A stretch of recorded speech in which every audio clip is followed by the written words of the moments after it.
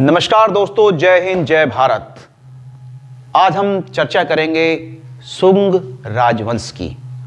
शुंग राजवंश की स्थापना मौर्य वंश के बाद हुई और जो मौर्य वंश के अंतिम राजा थे बृहद्रथ मौर्य, उनके सेनापति थे पुष्यपति शुंग। तो पुष्यपति शुंग ने, क्योंकि वो जो आपके बृहद्रथ मौर्य थे वो एक निर्बल राजा थे, राज्य व्यवस्था पे अपना कंट्रोल नहीं कर पाए, तो उनके सेनापति जो पुष्यमित्र जो थे उन्होंने उनकी हत्या कर दी और एक नए राजवंश की लगभग 185 ईसा पूर्व, यानी कि अगर हम बात करें शुंग डायनेस्टी की, शुंग राजवंश,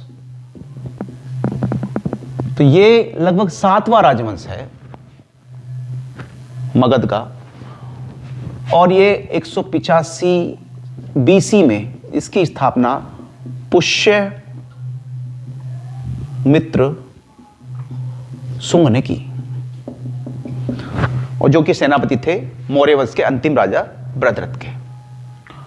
तो शुंग वंश या शुंग साम्राज्य भारत का एक राजवंश था और मगध का राजवंश भी हम इसे कह सकते हैं, और यह 7वां राजवंश था जो मगध पे साम्राज्य किया जिसने। तो मौर्य वंश के बाद थोड़ा कमजोर हो गया, भारत का जो साम्राज्य था वो प्रांतों में बंट गया और जो मगध और उसके आसपास का जो राज्य था वो पुष्यमित्र शुंग के उनके पास आ गया।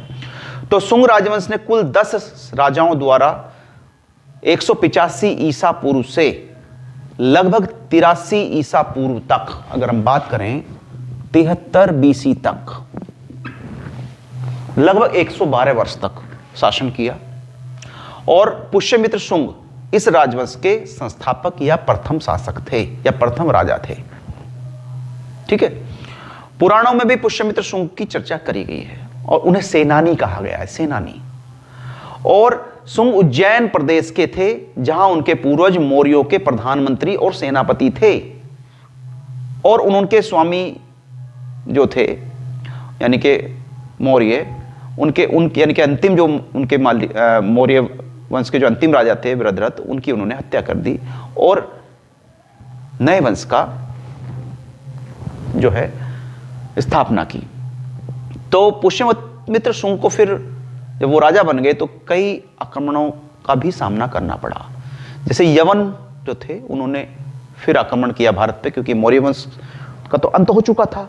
तो उसको बाद उन्होंने आक्रमण किया, लेकिन उसमें इस आक्रमण को उन्होंने विफल कर दिया।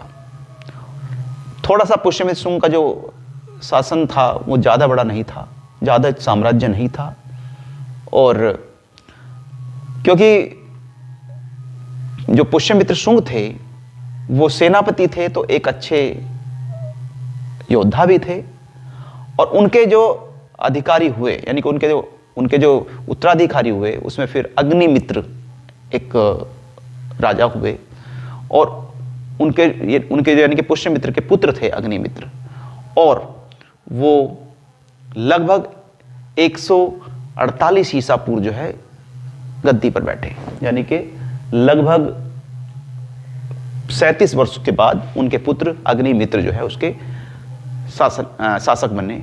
उसके बाद उन्होंने लगभग 8 वर्षों तक शासन किया और उनके बाद वसुज्येष्ठ यानी कि पुष्यमित्र शुंग के बाद आपके जो हैं वो अग्निमित्र के बाद जो उनके उत्तराधिकारी बने वो वसुज्येष्ठ।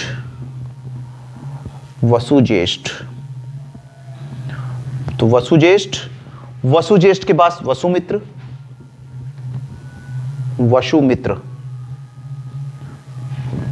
ये सब जो है शुंग राजवंश के राजा थे। वसुमित्र जो है, अगर वसुमित्र की हम चर्चा करें तो वसुमित्र इस वंश के चौथे राजा थे।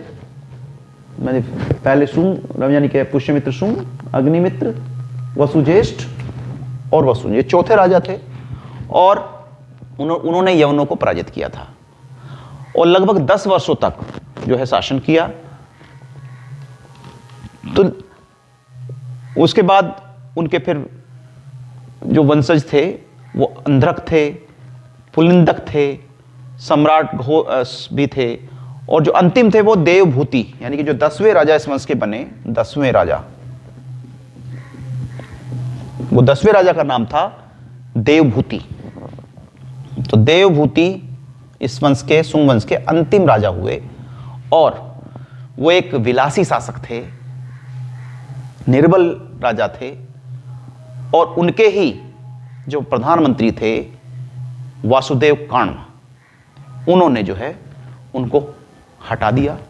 यानी कि पुष्यपिंड सुंग ने जब मौर्य वंश को हटाया, इसी तरह से जो सुंग वंश के अंतिम सम्राट थे लगभग 83 ईसा पूर्व, यानी कि 73 ईसा पूर्व बीसी, 73 बीसी में जो है इनको हटा दिया गया। तो लगभग 112 वर्षों तक सुंग वंश ने मगध और उसके आसपास जो है शासन किया, और फिर कर्ण वंश, यानी कि कर्ण वंश जो है उसकी स्थापना हुई। और अगर हम सुंग वंश की बात करें तो सुंग वंश के काल में कुछ चीजें सही भी हुई, शासन व्यवस्था में जो है थोड़ा सा परिवर्तन भी हुआ, लेकिन एक सफल साम्राज्य हम इसको नहीं कह सकते। मतलब जो साम्राज्य मौर्य वंश का था उस तरह से साम्राज्य नहीं था। तो इस तरह से जो आपका जो कर्ण वंश है उसके बारे में मैं अगले वीडियो में चर्चा करूंगा। तब तक के लिए मैं आप लोगों से आज्ञा लेना चाहूंगा। तब तक के लिए नमस्कार। जय हिंद, जय भारत।